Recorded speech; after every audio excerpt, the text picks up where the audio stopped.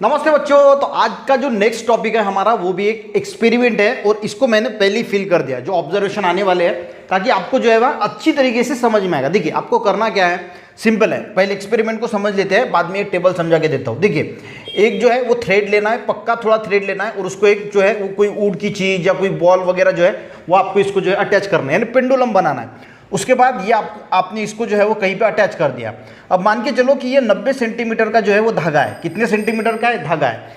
अब इसको जो है वो आपको यहाँ से जो है ये हो गई आपकी, मान के चलो कि ये पॉइंट, ये बी पॉइंट और ये यहाँ पे आएगा वापस, ये यहाँ पे मैंने कम लिखा सी पॉइंट, ठीक है। ये point, B point, C point, ये यहाँ से तक खींचना है और यहाँ से छोड़ देना है। छोड़ देने के बाद ये यहाँ पे आएगा, फिर यहाँ पे आएगा, फिर यहाँ पे आएगा, यानी ऐसा ऐसा घूमता रहेगा। जब ये यहाँ से यहाँ तक जाएगा और यहाँ से यहाँ तक आएगा तो एक ऑसिलेशन जो है कंप्लीट होगा। ये हमें पता है, ये हमने पहले इसमें देखा है। तो लेंथ ऑफ ऑसिलेटर लिया है 90 centimetre, time required for 20 oscillation. अब देखिए आपको जो है वो गिनना है कि 20 ऑसिलेशन के लिए कितना समय लगता है, ठीक है। ये गिनना है कि 20 अभी लेंथ कितनी है 90 सेंटीमीटर और यहाँ पे एक बार आप छोड़ना, छोड़ के गया वापस आया, एक ऑसिलेशन, 2 ऑसिलेशन, ऐसे टोटल 20 ऑसिलेशन होने तक कितना समय लगता है ये आपको गिनना है। ये पहली चीज हो गई। उसके बाद ये जो है वो 10 सेंटीमीटर से धागे की लेंथ कम करना है, यानी सिर्फ कितना बचेगा, फिर 80 सेंटीमीटर धागा बनेगा। उसके बाद फिर से आपको यहीं पे यही एक्सपेरिमेंट फिर से करना है और 20 ऑसिलेशन के लिए कितना टाइम लगता है वो गिनना है। उसके बाद फिर से जो है वो 70 सेंटीमीटर ये धागे को करना है, फिर से एक्सपेरिमेंट करना है और 20 ऑसिलेशन के लिए कितना समय लगता है ये आपको मेजर करना है। तो लेंथ का क्या फर्क पड़ता है फ्रीक्वेंसी के ऊपर, ऑसिलेशन के ऊपर, ये सारी चीजें समझ में आएगा। अब देखिए अच्छी तरीके से ये टेबल को समझाता हूँ। Length of oscillator in centimetre, यानी जो धागा था उसका पहले 90 सेंटीमीटर का धागा था, उसके बाद हमने उसको 80 किया, कम किया, उसको 70 किया, उसको 60 किया, उसको 50 किया, उसको 40 किया, यानी जो हमने धागा लटकाया था उसकी लेंथ जो है वो कम कम करते करते करते ये पहले ऐसे था, उसके बाद ऐसा हुआ, उसके बाद ऐसा रहेगा, ठीक है। यानी जो पेंडुलम है इसको छोटा छोटा करते गए धागे को। ये वाला कॉलम समझ में आ गया बच्चों। अब होता क्या है वो देखिए, length of oscillator in 90 centimetre को 20 ऑसिलेशन कंप्लीट करने के लिए ये 13 सेकंड लगते हैं। ऐसा हमने एक्सपेरिमेंट किया, मैंने एक्सपेरिमेंट करके देखा तो 13 सेकंड लगे। जैसे हमने लेंथ कम की तो 12 सेकंड लगे।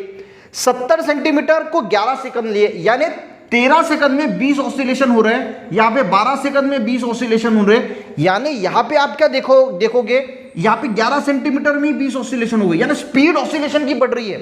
यहाँ पे 10 सेकंड में 20 ऑसिलेशन हो रहे हैं, यहाँ पे 9 सेकंड में 20 ऑसिलेशन हो रहे हैं, यहाँ पे 8 सेकंड में 20 ऑसिलेशन हो रहे हैं, ठीक है। तो यहाँ पे आपको समझ में क्या आ रहा है, जैसे जैसे धागे की लेंथ कम हो रही है वो धागा जो है वो कम कम होते जा रहा है, वैसे वैसे ऑसिलेशन की स्पीड जो है वो बढ़ रही है।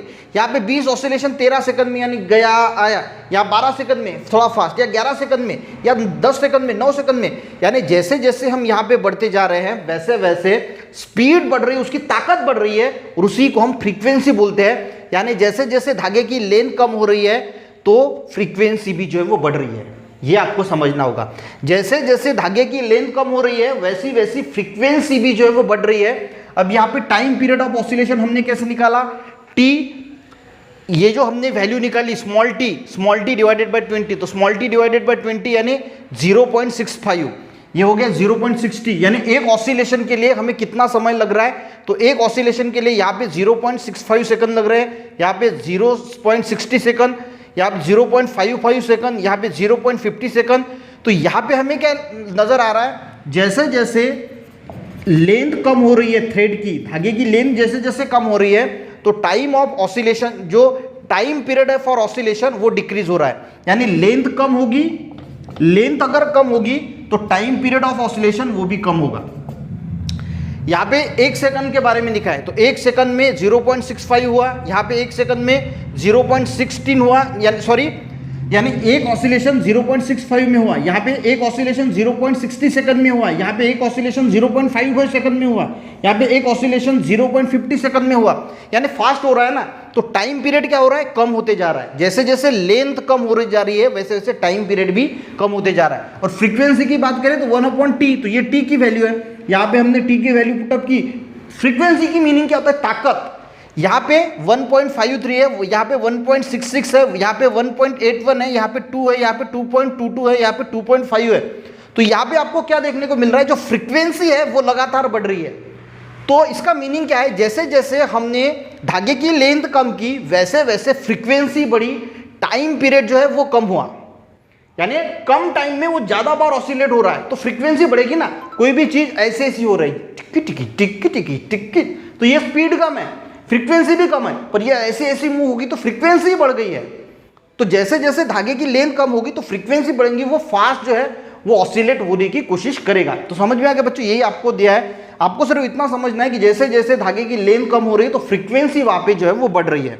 मैं यहाँ पे एक बार ये जो है वो आपको समझा के देता हूँ, पढ़ लेता हूँ ताकि आपको और अच्छी तरीके से समझ में आएगा। देखिए आपको एक्सपेरिमेंट क्या करना है,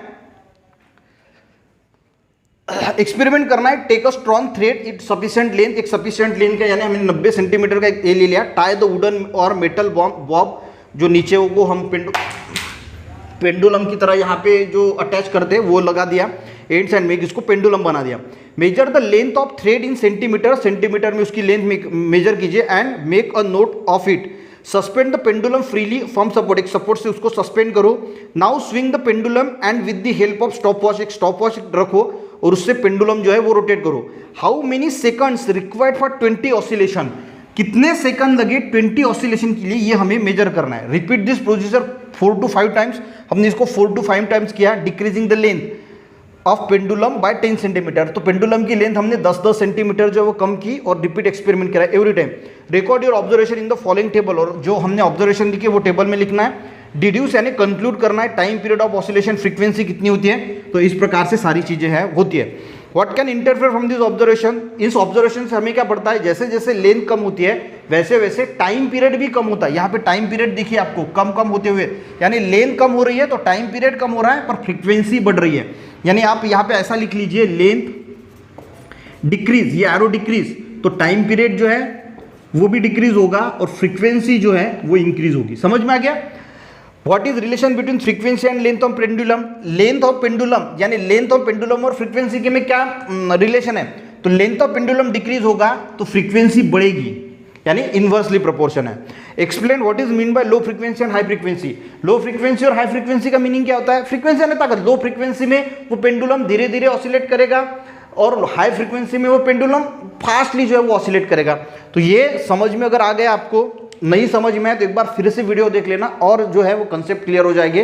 पर ये टेबल है, इसमें आपको कंसेप्ट यही समझना है कि जैसे जैसे लेंथ ऑफ ऑसिलेटर डिक्रीज होगी टाइम पीरियड भी डिक्रीज होगा पर फ्रीक्वेंसी जो है वो बढ़ने की कोशिश करेगी। तो ये वीडियो समझ में अगर आया एक लाइक जरूर करना, अपने दोस्तों को भी शेयर करना, बच्चों चैनल पे ने जरूर सब्सक्राइब करना। मिलते हैं नेक्स्ट वीडियो में, तब तक के लिए जय हिंद।